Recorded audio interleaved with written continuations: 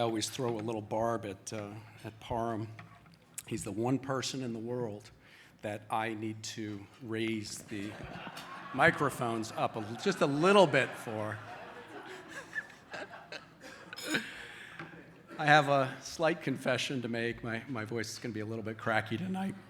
I've been on the road all week, but the confession is I actually wrote some notes this evening for the very first time. I usually speak off the cuff, and I prefer that informal way of doing it.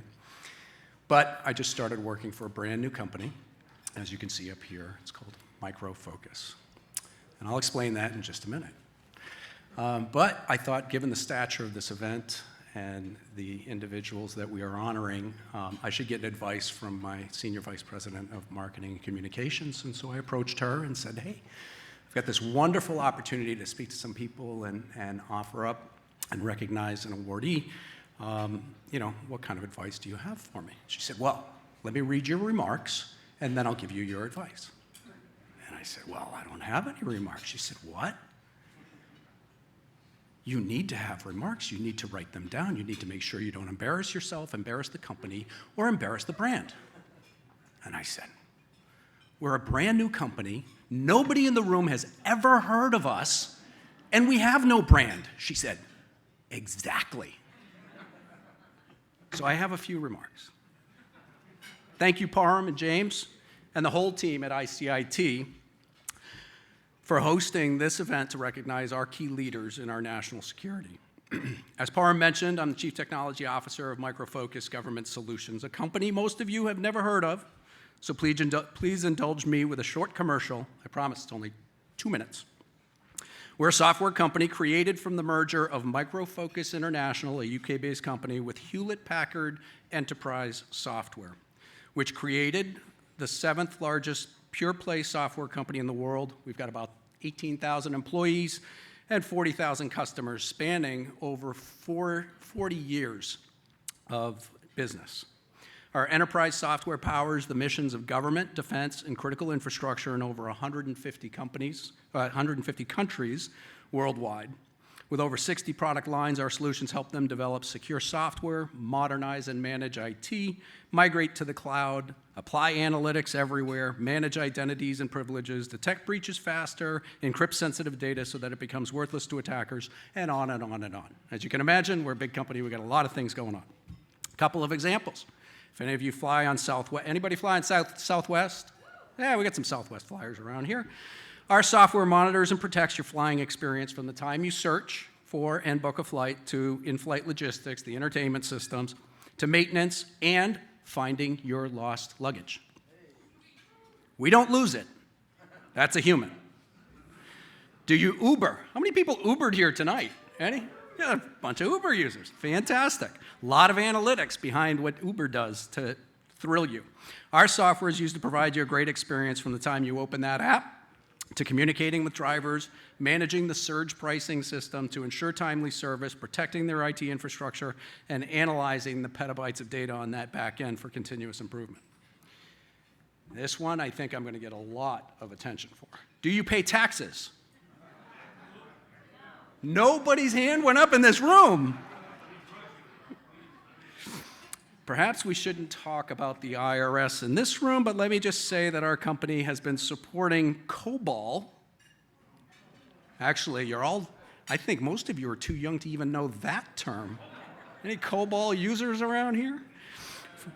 We've been supporting and maintaining COBOL under this Micro Focus brand for over 40 years. We recognize it's not going anywhere, but we're helping organizations bring their COBOL apps today into the cloud for a fraction of their current maintenance prices.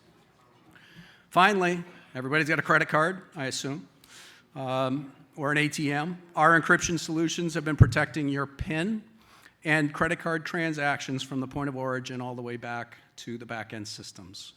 Sometimes there's good things that come out of breaches at Home Depot and Target and things like that. They've improved their systems and now encrypt everything that you give to them, which is a good thing. End of the commercial break. Before I introduce our first award, I'd like to take a moment to share some perspectives about our relationship with ICIT. and how the organization has so obviously impacted cybersecurity awareness and dialogue across both the government and the critical infrastructure. I met Parham almost 10 years ago now. Now, I know he looks young, so before you ask how that's even possible that I met him 10 years ago, let me assure you he had already graduated from college. The man is wise beyond his years. I was with a small security startup at the time. He introduced me to a new way to engage in deep and meaningful interactions with our government customers. He brought stakeholders together in small groups, small and intimate groups, and facilitated a dialogue based on his unique insight to the needs of both parties. It wasn't just a selling mechanism, it was an opportunity to engage and explore solutions.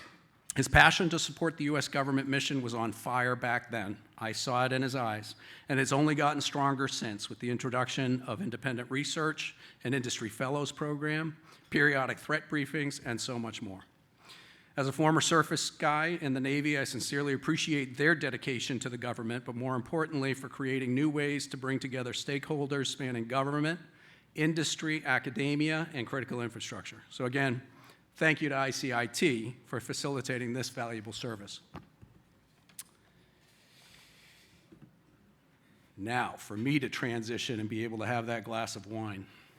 The ICIT Impact Award is given annually to an individual whose actions, professional accomplishments, and leadership have made a lasting impact on national security and the resiliency of our nation's critical infrastructure sectors.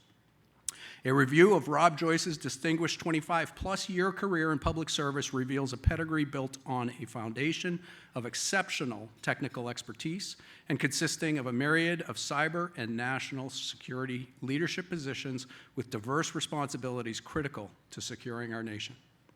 In seeking feedback from the community, we received overwhelmingly positive feedback on your contribution to the NSA, including how you use your considerable experience in signals intelligence to improve the operational response of NSA defensive forces, making them more timely and more outcome-oriented.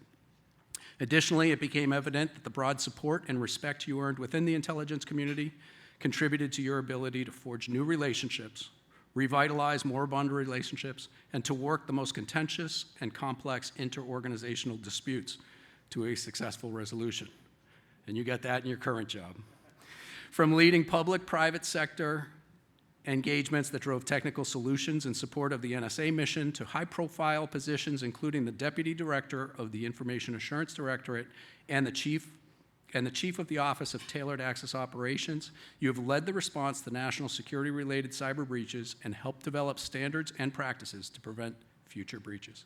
Most recently, as the Cybersecurity Coordinator to the President of the United States and a member of the National Security Council, the nation is once again benefiting from your experiences as you shape national and international security policies, protect our warfighters, and guide efforts to defend our critical infrastructure from nation-state and cybercriminal exploits.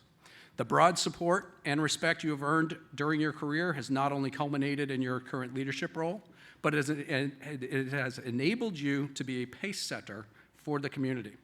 Mr. Joyce, you have earned the respect and admiration of your peers and direct reports, and the nation owes you a debt of gratitude.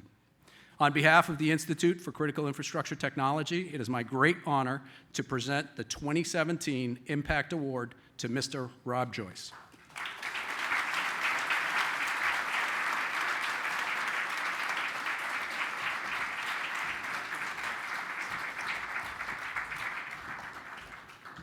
Thanks, Rob. Appreciate the kind words. So, Parham, thanks for the event. I look out at the folks in the audience, the people I've met, worked with over the years, those I haven't yet met, and am pretty impressed by the talent you've brought together in the room. It's really astounding. And I also want to thank James. We've been having great and interesting dinner conversations about the idea of influence ops. And I just point out, I think about your own lives, right? As you go online and you search for a topic, how those engines today continue to just influence you right away. You go in, and if you're interested in running and you look for a video on a running program, pretty soon it's showing you videos about marathons.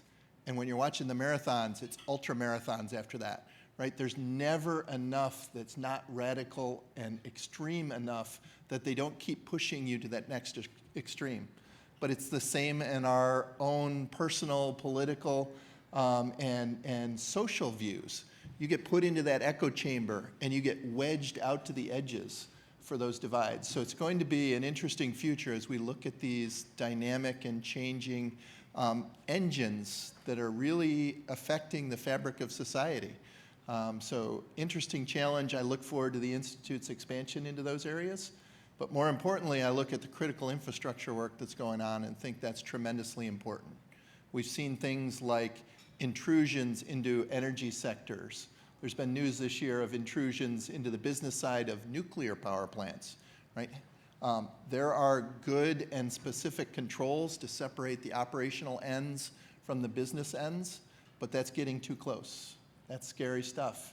So as we look to the expanse of things like Internet of Things, the amount of technology that's wired into all of our lives, I think it's vitally important that we have people at the Institute, in the think tanks, in academia, in commercial industry, and in government teaming up to think about how we're gonna protect, secure, and keep these efforts safe so that we don't have this dystopia.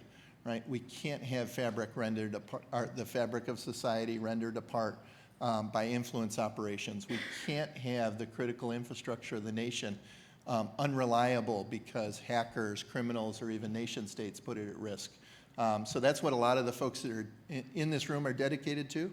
I thank you very much for your time, service, and effort, and I'll thank the Institute again for recognizing my work tonight. Thank you very much.